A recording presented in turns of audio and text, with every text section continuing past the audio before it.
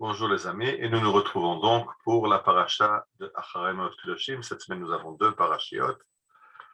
Je vais parler de quelque chose qui n'est pas entièrement PC aujourd'hui, donc les âmes sensibles, abstenez-vous, s'il vous plaît.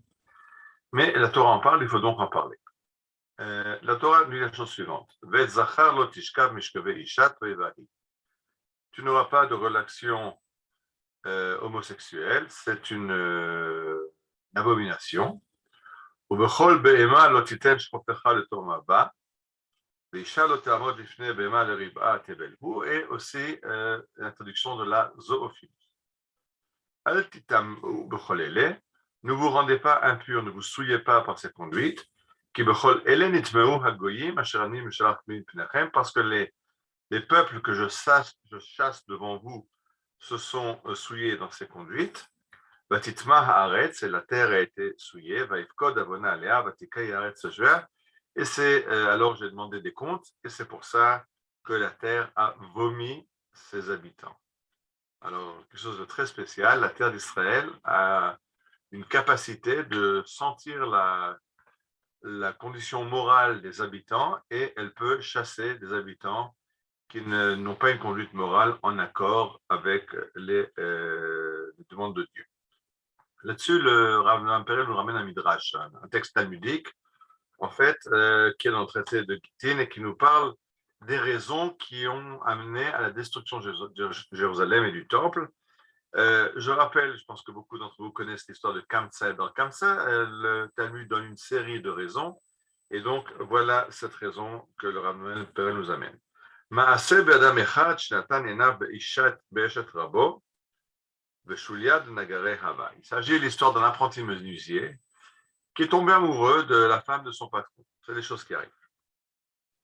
Mais il est un peu coincé. Comment il va faire? Et alors, écoutez la conduite de cet homme. Son patron avait des problèmes de trésorerie, il avait besoin d'un prêt urgent, et il lui demande est-ce qu'il pourrait l'aider, le dépanner. Et l'apprenti dit pas de problème, envoie ta femme chez moi à la maison et je lui donnerai l'argent dont tu as besoin.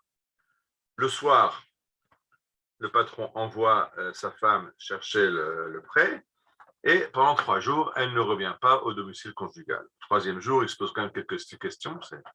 C'est déjà bizarre de comprendre qu'il a attendu 3 jours. En tout cas, il attend 3 jours ou 3 jours, il vient chez son apprenti. Et il lui dit, ma femme que je t'ai envoyée à 3 jours, elle n'est pas rentrée. Où est-ce qu'elle a disparu? Et alors, il a le culot de lui répondre, moi, je l'ai tout de suite renvoyée, c'est-à-dire je lui ai donné l'argent, et elle a quitté ma demeure immédiatement, mais j'ai entendu dire qu'elle aurait été agressée par des voyous, comprenez qu'elle a été violée par des voyous. Amar le maïs, alors le patron demande à l'employé, qu'est-ce que tu me proposes de faire dans un cas pareil? Et l'apprenti répond, c'est très simple, si tu écoutes, si tu veux mon conseil, moi j'ai un conseil à te donner, divorce. Le patron dit, je ne peux pas. Elle a une ketouba, un contrat de mariage qui est très élevé. Tu sais très bien que je n'ai pas d'argent, je t'ai même emprunté de l'argent. Et donc, je ne peux pas payer son contrat de mariage en cas de divorce, donc je ne peux pas divorcer. Alors, l'apprenti ne répond, pas de problème. Je te prête, je t'avance l'argent de la ketouba, tu divorces, tu la payes, et plus tard, tu me rembourseras. Amad Zevegersha, et le patron a répudié sa femme. Et l'apprenti est allé et s'est marié avec elle. Maintenant, c'est un prêt. Le mari doit de l'argent, l'ex-mari, le patron doit de l'argent à son employé. Et au bout d'un certain temps, l'échéance arrive et il n'a pas de quoi rembourser. Alors, il dit, qu'est-ce que je peux faire? Je n'ai pas de quoi te rembourser. L'apprenti, c'est pas grave. Je cherche un employé de maison, viens chez moi, travaille comme employé de maison jusqu'à remboursement de la dette. Le gars, il n'a pas le choix. Et donc, le menuisier vient travailler à la maison de son ancien apprenti. Et donc, l'apprenti et l'ex-femme du patron sont assis à table en train de ripailler, ils mangent du bois. Et c'est l'ancien patron qui doit les servir à table et verser le vin dans le verre.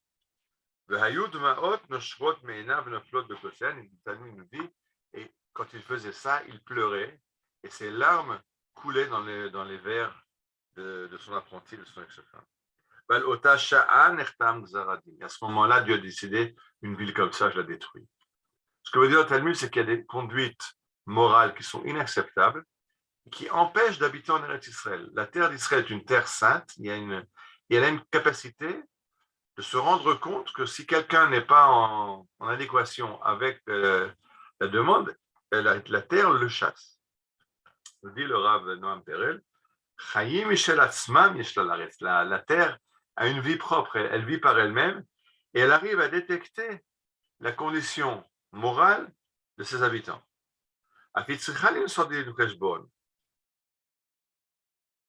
Et elle doit rendre des comptes au créateur des gens qui y habitent. Et alors, dans le cas où il y a cette inadéquation, comme un réflexe, elle évacue les gens qui ne sont pas en équation avec cette conduite morale.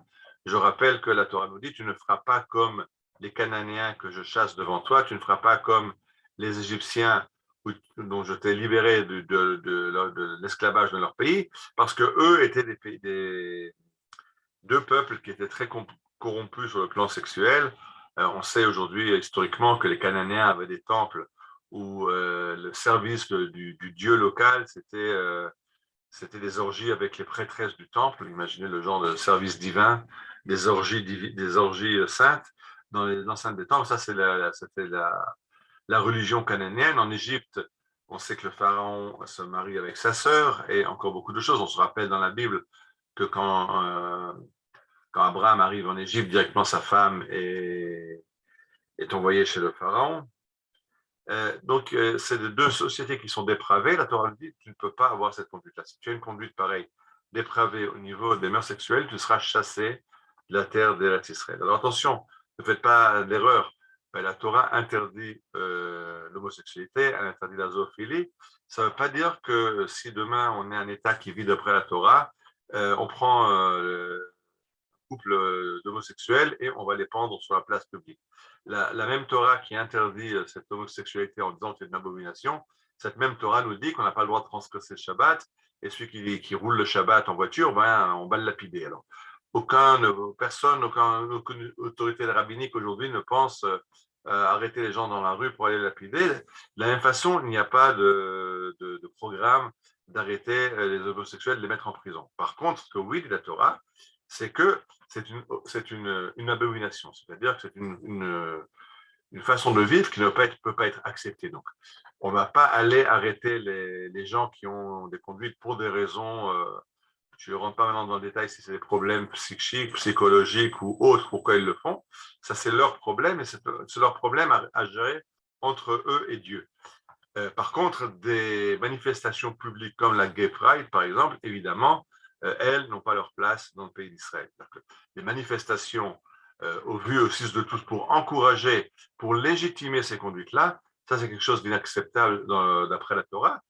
Pour un individuel qui a une conduite problématique pour des raisons, je ne sais pas lesquelles, de la même façon que la Torah sait comment gérer quelqu'un qui a des conduites qui ne sont pas acceptables pour la Torah au niveau de sa conduite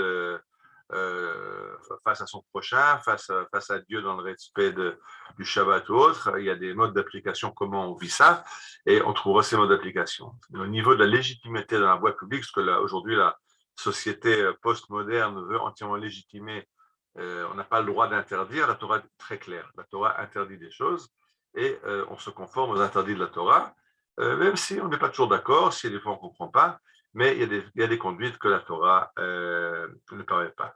Je vais terminer par une petite anecdote. Le Rav Tzviuda Cohen Cook, le fils du Rav Avraham Yitzhak Cohen Cook, le premier grand rabbin d'Israël à l'époque du mandat britannique, avait une fois rencontré, il y avait une personne qui est venue chez lui, et le Rav Tzviuda lui demande et tu habites où en Israël? Et le gars lui répond, ah non, non, moi j'habitais Israël, mais j'ai quitté Israël. En fait, c'est un pays qui n'est pas bien, je n'étais pas à l'aise, je ne gagnais pas assez. Je suis maintenant aux États-Unis, je gagne beaucoup plus, ma vie est plus facile, etc. Et le Rav Tzviuda lui répond, non, non, tu crois que tu as choisi de quitter Eretz Israël. C'est la terre d'Israël qui t'a vomi. C'est-à-dire que la terre d'Israël, elle a cette capacité d'évacuer des gens dont elle ne veut pas. Donc, il faut toujours essayer de comprendre, est-ce que la personne qui a quitté Israël de son plein gré? Est-ce que c'est vraiment quelqu'un qui a quitté de son plein gré ou quelqu'un dont la terre ne veut pas et elle lui suggère des raisons pourquoi la quitter? En tout cas, il est très clair qu'il y a des conduites que la Torah n'accepte pas. Et c'est très important de comprendre que si on veut être sur une terre spéciale, une terre sainte, pour être un peuple saint, alors il y a des obligations à respecter. Bien, Shabbat Shalom et Bezrat Hashem, à la semaine prochaine.